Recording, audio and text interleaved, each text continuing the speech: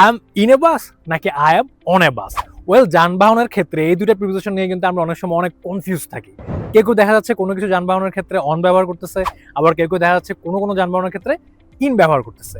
আমরাও অনেক সময় এটা নিয়ে কনফিউজ থাকি যে আমরা এই যানবাহনটা নিয়ে কথা বলতেছি, এটার ব্যবহার কি আমরা অন দিয়ে করবো নাকি ইন দিয়ে করবো। তাহলে চলুন এই ভিডিওতে যানবাহনের ক্ষেত্রে ইন অ্যান্ড অন নিয়ে যে কনফিউশনটা আছে ওটা একদমই ক্লিয়ার করে ফেলি, আর আমরা খুব সহজেই এই ইন অ্যান্ড অনের ব্যবহারটা কিভাবে মনে রাখবো সেটাও দেখি। প্রথমে আসি আমরা অনের ব্যবহার নিয়ে।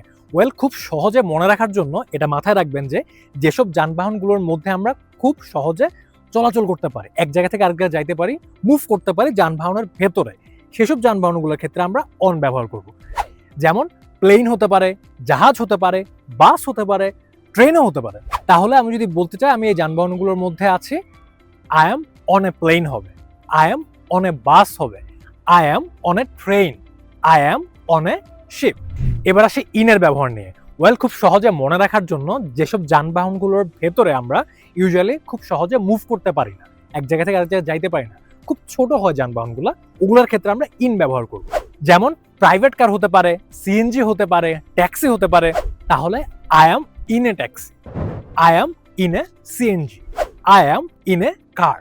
বাট এক্ষেত্রে এক্সেপশন হচ্ছে মোটরসাইকেল আর সাইকেল। এই মোটরসাইকেল আর সাইকেলের ক্ষেত্রে আমরা ইন ব্যবহার করব না, আমরা সবসময় অন ব্যবহার করব।